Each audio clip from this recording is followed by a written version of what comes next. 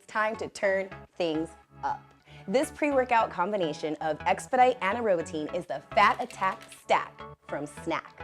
I usually take both about 15 to 20 minutes prior to my workout. It's the perfect time to get after it. Robert, hey man, as always, man, I've covered a big part of your career. It's always great to see you, man. How are you, bro? Because it's been a while since I've heard from you or seen you. Oh, I'm doing great. Doing great. Just staying safe, keeping the family safe from COVID, and just been training. This whole time, this whole 2-year period, you just been training, or did you have a little bit of time to like relax and enjoy life? Well, like the first 6 months of COVID, I was able to just relax, recover from anything, any injuries, anything, and just kick back with the family, enjoy, and then just start training. You start going a little crazy when you got nothing else to do, so you just start working out and go to town. So it helps out with a lot of the frustrations, working out and just letting it go in the gym. Yeah, I think the time that everyone spent like quarantine or at least like staying away from a lot of people, I think for the most part, from what I heard, it was like very productive for a lot of people because they got caught up with a lot of things, and I've heard with a lot of boxers they got closer with their families because of all like the missed time that you guys have being away from your families when you're like in camp and all that. Oh yeah, that whole year straight being in quarantine, it all that time I missed with my wife and my kids, training camps made it right up. So, I'm a big family guy, spend a lot of time with my wife and kids, stay a lot of secluded and private, with my life. And, it's nice. It's nice to be able to just relax with the kids. And, the school thing was a little difficult, but other than that, I mean, it was great. It was great. How old are your kids now, man? My daughter, she's 16 and my son's 14. And then I have my little 5-year-old. Dang, they're big now. Yeah. So my 5-year-old's the one that's tearing the house apart. Yeah. Driving everyone crazy, especially the two older ones. Man, how do you have the energy, man? It just amazes me how you guys have the energy to do this and also be able to balance having, kids. Well, when you're doing what you love to do, there's no problem. You work hard, you have a good time. I always look at it, I'm a big believer in Christ, so I always look at it as praise. I'm blessed to be doing what I love to do, and also to be spending time with the family. So it's one of the things that I like to do is train. My daughter's 16, my son's 14. They work out with me also too. So, it makes it a family thing, and it's a good time. Are they having any interest at all in taking up boxing, or are you teaching them how to box? Oh, definitely. My son's right now at City Boxing watching Caleb Plant and then spar right now with my father over there. And my dad has another fighter, Justin Cardona, who's fighting the week after I fight. So he's down there sparring right now, and my son's over there getting to check everything out. He's been here in training camp in Las Vegas with me, so you get to experience all that stuff, and he loves it. Has he told you he wants to pursue a career in boxing? Oh, definitely. He loves the bloody noses. He loves to get in there and mix it up. And I'm like, hey, just don't fall off like the way I did and just want to be a straight brawler. Use your skills, son. Man, so I don't know. Like parents usually are like in a conflicted place when it comes to like their kids like boxing. Like are you like getting close to that point or at that point where you're like, man, son, like this is a really hard way to make a living? Well, at first I pushed them away as much as I can, playing baseball, football, soccer, every other sport except boxing. I wouldn't let them box. And finally, he just got fed up with me and just went straight to my dad. So, I can't do nothing about it. He wants to do it. And him being out here in training camp with me, I've been pushing him to the limits. He's been running up in Mount Charleston with me through the hills, stuff like that high elevation. And I try to get him to quit, and he just keeps on trucking and keeps pushing it. And, he shows a lot of potential and dedication. So, time will tell. And, if he can love it as much as I do, you know, I'll back you 100%. Man, that's a lot of beautiful memories he's gonna remember. He's gonna remember like, hey, I used to run with my dad up in the mountains and partake in his camp. Now that he could actually like remember and actually like participate like at some capacity with you. Yeah, so he's not falling asleep in the front row anymore while I'm fighting. Now he's like all into it. When he was a kid, sometimes he would fall asleep. Oh man, that's funny. It's just crazy how big they are now, because I do remember seeing them as little kids like at your fights. Yeah, my son, he's maybe about 2 inches shorter than me right now. And Oh wow. yeah, he's getting tall. I think he's gonna probably get about 6 foot tall. And I'm like, man, because my father-in-laws and my brother-in-laws are they're all tall. They're all over 6 foot. So I think he's getting that gene because he's already catching me up. Yeah, that happens. The kids usually are taller and a little bit more like physically built than their parents. You mentioned the love for this sport, Robert. Through all this time, man, you've had a long career. You've won world titles. You fought a who's who. The love's still there for this? Oh yeah, the love is there. I mean, I feel great right now. I'm having a good time training. Camp's been going great. Man, I feel rejuvenated. Um, a lot of people were stressed and depressed over COVID and this and that. I think it was very great for me. Um, just to be able to just focus on myself, focus on being in shape, focus on the family, focus on boxing, and not have to worry about, okay, we need to get ready by this time for this fight. Now it's just, focus on what I got to do. I mean, you've seen the last couple of fights I put together, more boxing and using a jab and pretty much getting back to that old Robert Guerrero.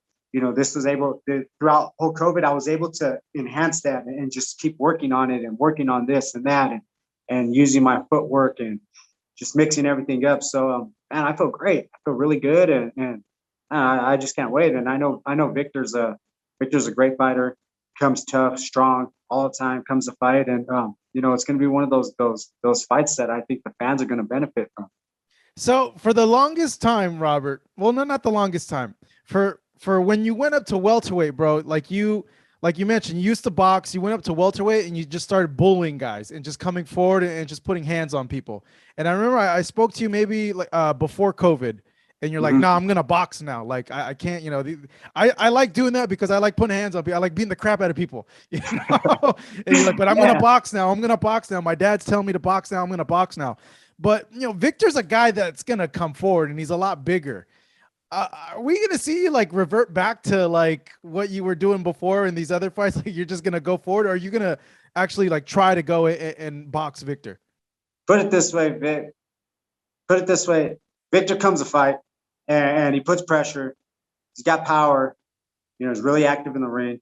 I'm coming to fight. I'm coming to fight whatever it is, whether it's inside, outside, whatever it is. I got to make those adjustments. And that's being a true professional, is making those adjustments in the ring. So, I'm training for everything. And I know Victor is also too. So, just being prepared and 100% ready for Victor and to make those adjustments in the ring. So we're working on a bit of everything and to be ready. I would imagine though, you're gonna want to put the pressure on him mentally in this fight. Given Victor in his past fights, he's been a little bit inconsistent. Like, do you feel that that's a big key? Like, do you think mentally he's going to be able to handle pressure if you are putting pressure on him? Oh, the mental state of it is definitely is a big part of it. Anybody that gets in the ring, you got to be mentally strong and you got to be able to overcome whatever's going on in the ring and persevering. So I think it is going to be a big part of the fight is the mental part of it. And no matter however I fight Victor Ortiz, whatever adjustments I got to make, you still got to be mentally strong in the ring, to push forward and to overcome whatever and to keep going. So, yeah, I mean, the mental part's going to be a big part of it. And that's in any fight. And your mental state of a fight is what keeps you on your game plan. If you can mentally keep it together, you can keep your game plan running. So, that's going to be a big part of it. You've been training for this for a while now, though, right? You've known about potentially having this date. How much time have you been like just in the gym, just preparing? Oh, I've been to the gym all year. Wow. I've been to the gym all year. I've been in great shape all year. I just been in a coast, just coasting, through training, but staying in great shape. Sparring here and there. We were looking interest into Devin Alexander before, so we were already prepping for lefties. And now the Victor Ortiz fight came up, so it's perfect because just been coasting, waiting to hear exactly, we got something going and what card we're actually going to be on. And here it is. We're a week away, week and a half. Man, okay, we just saw Devin Alexander fight last weekend, and a lot of people would say like, "Dang, like this is a lot harder fight than Devin Alexander." Like Victor's a big freaking guy and could catch you with a punch. Like he has. That's the one thing about Victor. He has power. He's big and he has power. Yeah. Oh yeah. Yeah, he is a bigger guy. But skills pay the bills, man. When you work on your skills, and I mean, that's why you got to work on your craft, and that kind of that's kind of part of the reason why I stayed in shape all year long, is so when it comes down to getting ready for the fight, you're ready to go, and it's just working on skills and working on your game plan, working on perfecting different things and what you're going to do in the ring. And you're not worried about getting in shape, losing weight, making sure that everything has to be dialed in on point, because you're pretty much right there pulling, pushing, knowing until you hit, your peak for fight night. A lot of people online have commented that they feel like they're getting a blast from the past. Like, whoa, like, is this like 2010? Like, what the heck? Robert Guerrero is fighting Victor Ortiz. Why didn't we see this fight earlier? You know what? We never collided. We were always on a crash course and just never, we never met up in the ring. And here it is. I mean, better time, or better. What is it? Better late than never. Better late than never. So, I think it's perfect timing. Both of us, we have a lot of experience, and it's going to be one of those good fights. Yeah, a lot of fans too, or might wonder, like, hey, Robert, like we thought you retired, like, after that Omar Figueroa fight, you said like, hey, that's it, I'm not going to do this anymore. Like, what happened? Like, what changed your mind, and why did you decide to continue boxing? You know what? I couldn't figure out why, because every time Figueroa knocked me down, it was like a flash knockdown, and I couldn't just figure it out. I'm like, man, I took some shots. This guy barely even tapped me, and they were like flash knockdowns. I mean, I'll get up. I wasn't dazed. I wasn't hurt bad. And the doctor. I mean, the referee stopped it on just well, you've been down a few times, and just for safety, I'm just gonna call it. So, like whatever. But I was never hurt bad. I was never dazed. It was weird. The weirdest thing were like flash knockdowns. So, for almost a year, it was just like I just was befuddled why I was getting knocked down, or why this and that. But I'll tell you this. I'm going to tell you this after I fight.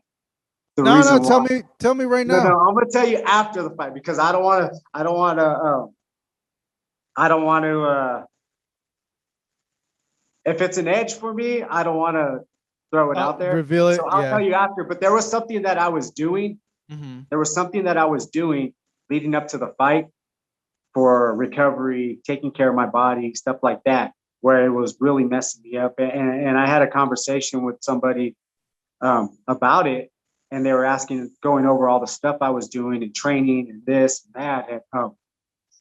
And when we kind of broke it down, it made sense why I was flash knockdowning like that, just going down. My legs just come out from right under me, and I wouldn't be dazed. I wouldn't be really hurt. So after the fight, I'm going to tell you what it was, because just in case if Victor's doing it, I don't want to give him that.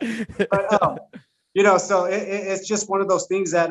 Well, yeah, it was surprising, because you have been known throughout your career as one of the most like rock solid guys with chins. Like, you could take punches and not go down, and a lot of people felt, because of that fight, they're like, oh, well, maybe Robert's finally showing his age. Like maybe he shouldn't fight Yeah. anymore because he's getting hurt. Yeah. So when I did stop doing what I was doing, and I started sparring, I started doing all this stuff. Like I immediately, within like a week or two, I can feel the difference of what I was doing wrong, and so kind of broke it down and went through everything, because when I just said, oh, that's it. I mean, I wasn't even out of the arena yet when I just said, that's it, because I couldn't understand what the heck's going on with me. And so I sat down with my father, Bob Santos, and Al Heyman. We all talked about it, and Louis DeCubas, and I'm like, hey, you know what? I think I want to give it one last run, because I think I cut myself short doing this and that, and when I was explaining, talking, but also too, they were like, if you're gonna do this, you got to get back to using your legs, skills. You can't just be trying to walk guys down. I'm like, yeah, I know. I had that chip on my shoulder. I could be at 47. I could do it. I don't care. People think I'm too small. Let's go. So I had that kind of machismo, little ego going. That's kind of the reason why I wanted to bash on guys in the ring at 47 and hurt them. And like I tell everybody, that the Andre Berto fight was the one that really hurt me, because Berto's a big dude, strong puncher, and one of the top dudes at the division, and I pretty much wrecked him. So my head immediately, I'm like, man, I could do this to everybody. So I'm gonna go.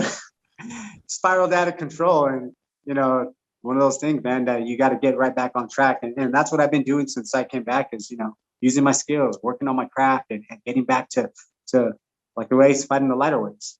I mean, it's not as quick as it used to be, but the timing, the skills, everything, it's everything's starting to flow.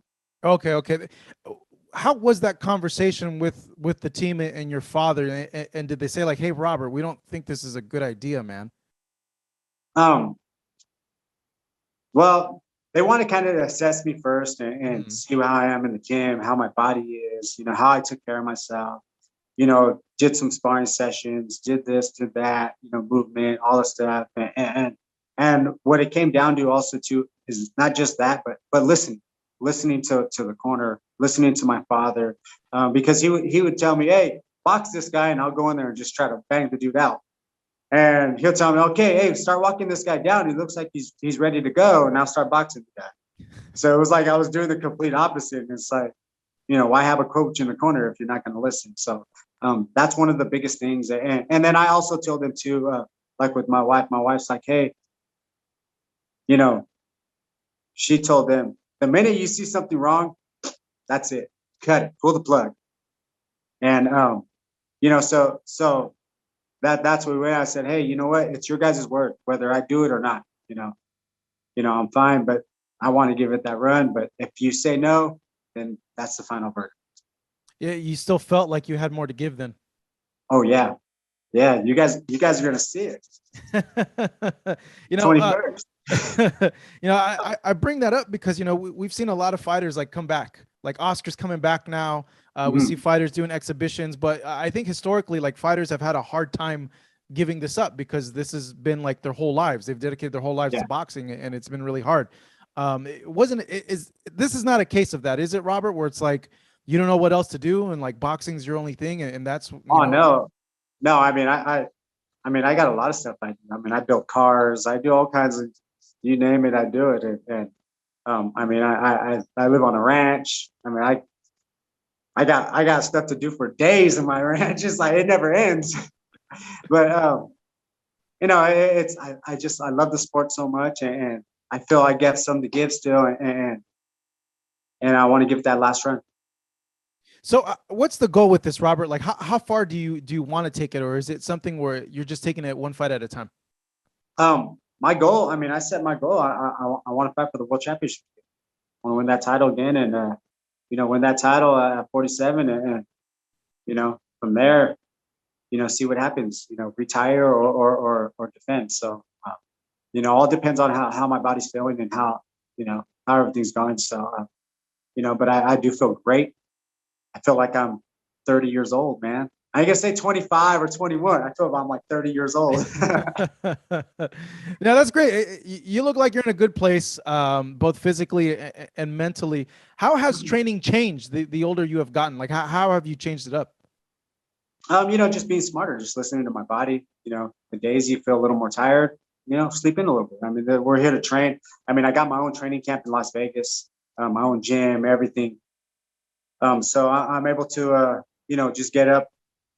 If I feel a little bit tired that day, sleep in a little bit, go walk into the gym. That's what I'm here for. So that's one of the benefits of having your own training camp and stuff. I don't got to drive across, 45 minutes or sit in traffic or anything. I got my gym here and I just go in there, full ring, everything. That being said, it's just making sure you're eating good, everything's proper, you're not overworking, you're not underworking, everything's just right on point. So I've had this place here for a few years, and in the biggest fights, the biggest fights I was getting ready for, Keith Thurman, all these guys, and I would never use it. I would just stay home and train from home and not go to training camp and be 100% focused. And that was also one of the things too, was like, we make that run again. My wife's like, hey, you got to leave for training camp and be focused and do what you got to do. So, that's what I've been doing since we stepped out of retirement. Wow, it's crazy that it took this long for you to, where you just didn't want to do it, or? Nah, I just started getting comfortable training at home, because I mean, no matter where I train hard no matter what. Yeah, I have one gear. My gear is just go. I work hard. But the thing was, when you're staying home, you're not 100% focused. You got the kids, you got the daily routine, you got friends coming over, brothers, whatever, is going on. And it is a distraction, whether you may not think it isn't, it is. And, so, you're not getting your proper rest, staying up late a little bit, there's cookies in the fridge, stuff like that, little things here and there that are innocent, but you're still not 100% focused on what you got to do. You're not making that sacrifice you should.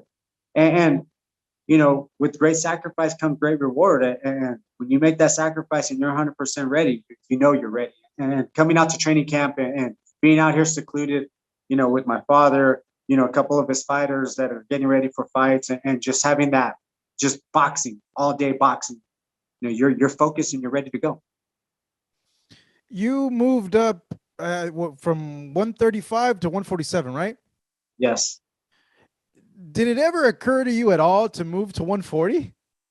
It did, but at 26, 30, 35, I was always chasing the big fights.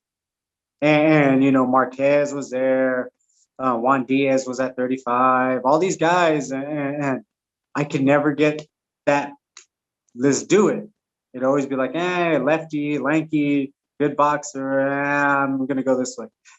So I just said, I had that fight scheduled with Marcos Maidana it was at 130 pounds or 135 pounds. And I was going to defend the title with him. And I had torn my shoulder. So when I tore my shoulder, I had shoulder surgery and I was out for a year and a half. So I came back. I'm like, man, I couldn't get the fights then. They wouldn't want to make them. And then I'm like, you know what? Let's just go to 47. They're like, well, what about 40? I'm like, well, everybody's going to move to 40 and it's going to be the same thing, just chasing that big, fight, unification fight or anything. So I'm like, let's just go to 47, gain ground there. So when people come to 47, I'll already be there. So that's what my whole thought process was. And that's what I did. Yeah, no, and it worked out. You were able to win the title and you had some great fights, but you were always at a physical disadvantage because you were the smaller guy. And I always imagine, like, man, how would have Robert been at 140 in a really even fight where the guy's the same size as him? Yeah, I mean, even from I started my professional career at 122, and even then, I mean, I was going through weight classes. I went from 126 to 30, 35, and then the 47 jump. So, I mean, it was just like bang, bang, bang, jumping through classes. I don't know. I just like to do, I guess, like Bob Santos says, you're insane. You got balls, bro. You don't got no baby nuts like your dad says. You got big balls, bro. Because yeah, no, that was the always thing is like you were the smaller guy, but you were bullying people and you were fighting like the bigger guy. But I always wonder like, I wonder like how Robert would have done at 140 pounds, with guys that were pretty close to his size. Yeah, and then the jump to 147 pounds, it was, that's what it was. Like, hey, he's a little guy. He just came out of shoulder surgery. He's fighting one of the biggest, strongest punchers in the division, that's Sakuke Dean, in his fight back. This guy's, he's a little off the rockers, man. What's going on? And then that's when I'm just like, what? What'd you say? Oh, I'm going to show you. And that's when that ego starts coming out and trying to bang guys out. Then I got the Berto fight. Then I banged out Berto, put him down twice and then, beat him up real bad during the fight. And then it was like, man, I got this. Yeah, I was feeling good about myself. And it just spiraled out of control, and, my father would get on me and I'm just like, nah, I got to just bang this dude out. So, bigger I got, the less I listened and the more I wanted to bang dudes. So bang them out, to the body. You wanted to prove head. Something though, like you said, you wanted to prove that you were the smaller guy physically, but you would still be able to bully the bigger guys and pressure them. I wanted to show them I didn't have baby nuts. Man, I still remember that Berto fight, man. A lot of people were just shocked at the result. That fight happened in Ontario. Your weigh-ins were like at a Dave & Buster's in Ontario, and I remember thinking like, damn, like Berto's freaking huge compared to Robert. Like, what the heck? And honestly, I was worried. I was like, man, like, what is Robert thinking? Like, this guy's really freaking big. Yeah.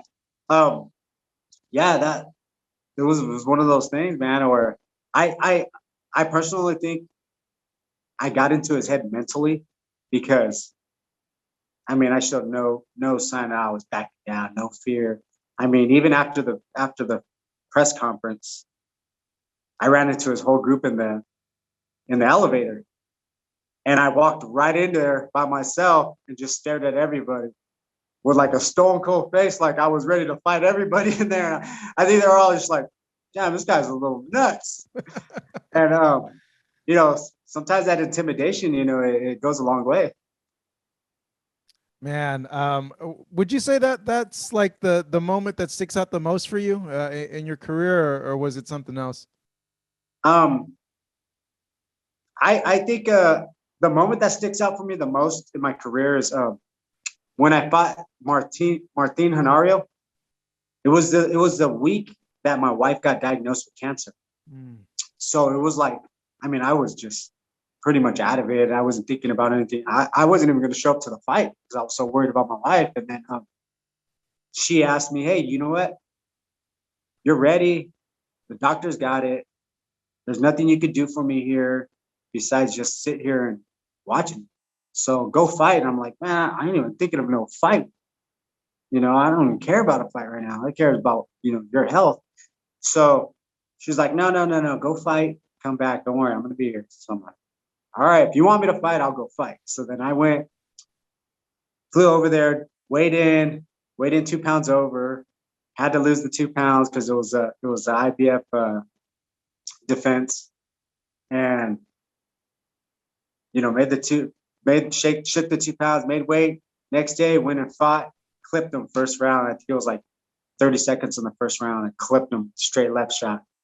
And, jumped on the plane, flew right back to be with my wife. So, I think that's my most memorable fight was that one.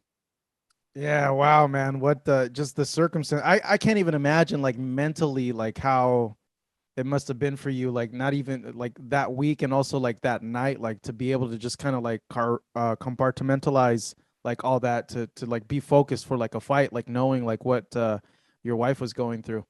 Oh yeah, his whole team was like, they were like, oh man, because it was announced that my wife was sick. That's the reason why I was at the press conference or anything like that. And yeah, his whole team was like, man, oh, we got this. This guy's mind's gone. He's barely even making the weight. And man, but all that rage and everything inside of me, man, was into that straight left hand. And man, he got the bad part of it. Yeah, that's true. And I don't know if I read something, but you wanted to end that fight as quickly as possible, right? To be able to get back, right? Oh yeah, definitely. Yeah. I didn't even go back to the hotel. I went straight to the airport, got a flight, flew back. Wow, man. So, yeah. Well, I'm glad Casey's fine now, and she's okay. Yeah, now she's kicking me out. Hey, you need to go to camp. You need to go to camp and get ready. I don't want to see what happened to you. Well, that's a good thing. That's a good thing that Oh yeah, she's able to go and do that. Yeah. So yeah, she's doing great though. You know, she's back home with my 2 daughters and pretty much maintaining the ranch. The ranch, the Guerrero Ranch, man. Yeah. You know, you've had so much time in this sport, Robert. I guess at this point, like, how do you see like the new crop of like welterweights? Like, do you like the direction that they're going at? Do you like the example that they're setting, or do you feel differently about the new crop of guys, stars that are coming up? Nah, you know, they're doing great. You know, they're doing great. All the new guys coming up, even in the lower divisions. I mean, you know, all this new crop that's coming up. I mean, you know, they're representing boxing good. I mean, look at Tefimo Lopez, you know, Devin Haney, you know, all these young guys they're doing incredible. And you know, and you can see you can see the upper echelon fighters, you know, they're using a lot more skills, boxing more, you know, bringing it back. You know, it's great. It's great to see it. And you know, boxing's alive like never before. Because some would say that a lot of the new guys are too focused on money and not fighting the fights. And you're a guy, you fought everybody. Like, you didn't care. Like, you went and fought. And I think it's even more testament that you moved up 2 weight classes to go and fight bigger guys. You know, and a lot of fans have said like, hey, like these new guys aren't like the guys of your generation and past, where they're like, nah, like the money's gonna come, but let me get these fights. Let me fight the people I'm supposed to fight. Like, I just want to fight the top guys. Oh yeah, well, I mean, Floyd changed the game for everybody, you know, with money wise, and you know, everybody wants to get onto that level like Floyd and make that big money and get compensated for what they do. I mean, money is incredible in boxing right now, and they're trying to take full advantage of it. You know, so there ain't no. I mean, it really doesn't bother me any. You know, long as they're ready and they're ready to fight and they're doing their job. But I would like to see, you know, some of the fights made. You know, the one thing I like about PBC, I mean, you know, Al's willing to mix it up. You know, Porter, Thurman, you know, all these fights, Thurman with you know, Pacquiao. So I mean, you know, it can happen. You know, it's unfortunate that Terrence Crawford's with Top Rank, and you know, those fights are a little harder to be made, and I think that has to do with money issue because both sides are so competitive with wanting to get paid more or what. But you know, when it does happen, it's gonna be one of those mega events that everybody wants to see. So you know, I think everything's going great right now with boxing. And man, I couldn't be happier with the position that I'm in. I see Manny doing great, man. Yeah. A lot of people underestimate Manny because of his age, but I always say, man, Filipino 40 years old is like any other race 30-year-old. So I mean, Manny looks fast. I've been seeing videos of him training and stuff like that, working mitts. He looks incredible. I mean, he looks like he ain't slowed down a bit. And you know, throughout the whole COVID stuff, also too, you know, a guy Manny's age, you know, you're able to recover and be fresh and stuff like that. And the one thing with him is Manny knows how to train. He knows how to be ready for fights. He knows how to prepare. Also, Freddie Roach knows what he got to do to have him ready. So, I mean, you've seen the results with Thurman, and you've seen the results with Broner, the younger guys. You know, he knows how to fight. He knows how to dictate a fight. He knows how to win rounds. He knows how to guide a 12-round fight for himself. Just preparing and you know, I think in the main event, whoever prepares the best is going to win. You know, so like I said, you can never count Pacquiao out because that point A to point B speed is incredible, especially with the volume of punches he throws. I mean, he'll be hitting you with a straight left and a right body shot at the same time, and you're like, they're like one after another right away, and it's coming back with different stuff and angles. So I think it's gonna be a great fight. I mean, you've seen it. I think um, uh, I think he needs to just keep him at bay, keep him at his reach, and try to let him jump into something. Try to jump into something, and the one thing you can't do there is, like you said, let Manny get in and start ripping shots, because once Manny's wheels are going, he's like a diesel truck. They're hard to stop. So and you've seen it with Thurman. I mean, Thurman's an incredible boxer. He works lateral movement really good. Footwork, his footwork's on point. He's always on balance. He works a good jab. He boxes very smart all the time he's in the ring. And I mean, just the barrage of punches that Manny would throw, the movement, the herky jerky little feints, and just with that leg speed getting in and out, is what was the difference of that fight. If Manny wins, man, like, I don't know, wouldn't that be you're gonna want a shot? But man, this guy at 42 beating like who's considered like one of the number one guys at 147 pounds is just, oh my God. It just shows you like how good Manny was like in his prime, that even now that he's still good enough to beat a lot of these guys. Oh, how incredible he is, man. I mean, you think of Manny, what he's done. I mean, from what, like 115 or something like that? Yeah, flyweight. Wow. They talk about little guy, coming up. I mean, he's really the little guy. And man, yeah, he's just an incredible individual to do what he does. I mean, a senator or a congressman or whatever he is over there, and worrying about all his people, training for big, mega fights like this. I mean, he's not fighting no little just fights. He's fighting mega fights with everything. And I mean, just an incredible individual. And man, he's just phenomenal for the sport. And I take my hat off to him. Yeah, I think because of that, like the warrior spirit that he shows, I think that's what, and the stuff that he does for a lot of the poor people, and just how he interacts with people. I think that's what like endears him so much to people, because it's like universally, like all the fighters I've talked to have said the same thing that you said, like, don't count Manny out. He can win this. But they also show so much like mutual admiration, like for him, and like so much respect for him. Yeah. I mean, look how his heart is, man. I mean, like you said, he takes care of all the poor people out there in the Philippines, even here in the United States, when he sees people. Yeah. And then when he gets in that ring, I mean, he fights with all heart, incredible individual, man. And I'm glad to be, part of his era. Yeah, Robert, when push comes to shove, and regardless of how this all ends out, obviously you want to fight for a world title. Do you have any, like, is there anything that you look back and you think like, damn, like, I wish I would have had this fight, or like, oh man, like, maybe I should have done this? Or is that the reason why you're doing what you're doing now?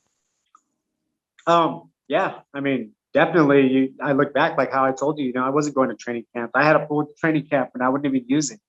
It's a blessing to have what I have here. And I wouldn't even use it. I'll stay home and train at home, relax, I'll still work hard, but not 100% focused. And and some of the things I was doing, leading up to fights, you look back and you're like, man, I should have did this. I should have did that. I should have not have been doing this. I should have been working here. I should have been in training camp. I should have, man. And if I would have did that, there would have been a lot of different outcomes. I mean, like even when I fought Keith Thurman, I trained at home for the fight. I had a full training camp, didn't even come to training camp. I was just getting anybody for sparring that I can find. And, it was like no tough sparring, nobody to push me. And then also to, just not being 100% ready. And, when you look back at it, you're just like, man, cut myself short, no matter how good a shape you get in, and you're ready physically, mentally, you got to be ready for this game too. And you know, when your game plan's not put together, stuck in, you can put the game plan together, but if it's not, you know, mentally diagnosed into your brain where you're ready to go and you're ready to execute it, you know, it really doesn't mean anything. It just goes out the door and you just want to walk guys down and bang them out. So, you know, it showed during the fights. And I mean, you can see my skill level just diminishing every fight, where now it's just walking into punches and just trying to get in to start banging away. And, you know, you can't do that. And I really cut myself short on all that stuff. So now that I'm doing everything I need to do, I'm like, man, I should have did that back then. What the heck was I thinking? Yeah, But, you know, it's you know, crazy how that is well, as we get older, like we realize everything. And like when we're young, like we think, I guess we don't have the proper perspective. And I think Mhm. you guys as athletes, you feel like you can get away with it because of such tremendous shape you're in, and also how Yeah. skillful you know, you were a very skillful guy as well, you know. But it's just crazy, like how we get older, like we realize this, and you're just like, ah, God, like why didn't I realize this sooner? Like I could have, you know. Oh yeah, definitely, that's what happens. And I tell my son that, I go, look, son, you may think you can get away with this stuff now, do this and that, but in the long run, it's gonna catch you up. So, you know, you need to take care of business every time. You got to make sure you do what you got to do. So, you know, you learn from experience, man. We're all human. We make mistakes, and you know, that was one of the biggest mistakes I was making. I thought I can get away with it at home and get it done, and obviously, it didn't work. Regardless of what happens, Robert, like how many more years you feel you want to fight and you know, do all this stuff? I say probably like another 2 years. Yeah. Yeah, another 2 years. And then you know, I'll be focusing on my son, helping him out, my father, and then you know, probably pick up the commentating again and start you know, be sitting along right side of you.